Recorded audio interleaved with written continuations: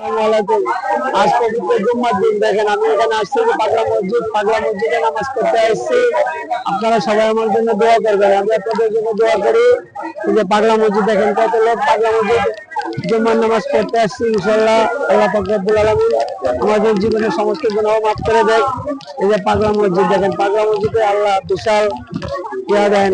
এই যে কিশোরগঞ্জ রাষ্ট্রপতির এলাকায় যে পাগলা মসজিদে, দেখেন কত লোক। ওই যে পাগলা মসজিদ, এই যে দেখেন ওই যে পাগলা মসজিদ, এই যে পাগলা মসজিদে আসছি নামাজ পড়ার জন্য। সবাই আমার জন্য দোয়া করবেন, আমি আপনাদের জন্য দোয়া করবো। হ্যালো গাইস, আপনারা সবাই ভালো থাকবেন, সুস্থ থাকবেন। দেখেন পাগলা মসজিদে আসছি।